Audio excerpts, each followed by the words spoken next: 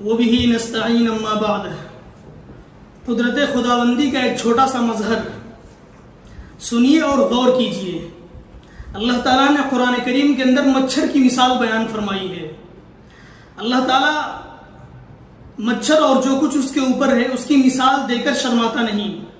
رسول اللہ علیہ السلام کے زمانے کے لبرل اور سیکولر لوگوں نے قرآن کریم میں مچھر کے ذکر پر اعتراض کیا کہ یہ کیسی آسمانی کتاب ہے جہاں اللہ تعالیٰ نے جس میں اتنی بے وقعت اور جس کی کوئی حیثیت نہیں ہے اس کا تذکرہ کیا۔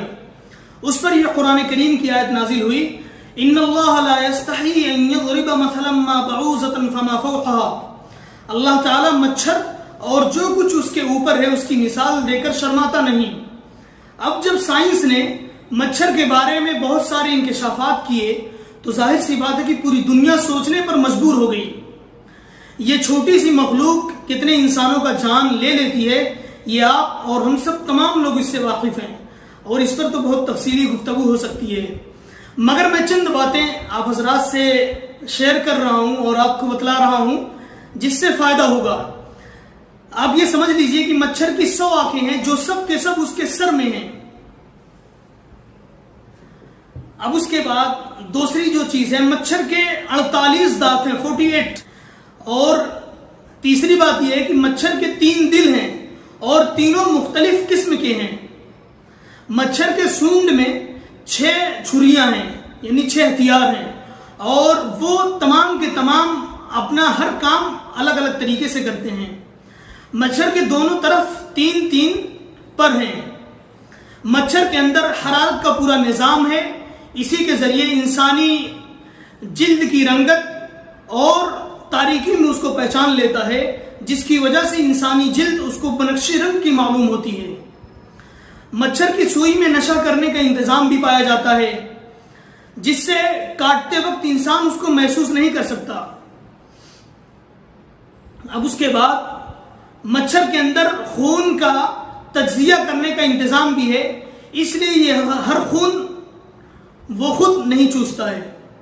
اب اس کے بعد مزید تحقیق یہ ہے کہ مچھر کے اندر اس چوسے ہوئے خون کو، یعنی جو انسانی جلد سے انسانی جسم سے وہ جذب کرتا ہے، اس خون کو گاڑھا بنانے کا بھی انتظام ہے، تب خون اس کے انتہائی ایک باریک سونڈ کے ذریعے سے گزرتا ہے۔ مچھر کے بارے میں سب سے بڑی اور جدید تحقیق یہ ہے کہ مچھر کے پیٹھ پر ایک اور چھوٹا سا کیڑا ہوتا ہے جو خود ایک دوربین سے یعنی خوردبین سے دیکھا جا سکتا ہے۔ اللہ تعالیٰ نے ارشاد فرمایا کہ اللہ تعالیٰ مچھر اور اس کے اوپر چھوٹی سی چیز کی مثال بھی دے کر شرماتا نہیں۔ اللہ تعالیٰ کیوں شرمائے؟ وہ تو ہر چیز کا خالق ہے۔ شرمانا تو ان لوگوں کو چاہیے جو اللہ تعالیٰ کی ناقدری اور ناشکری کرتے ہیں۔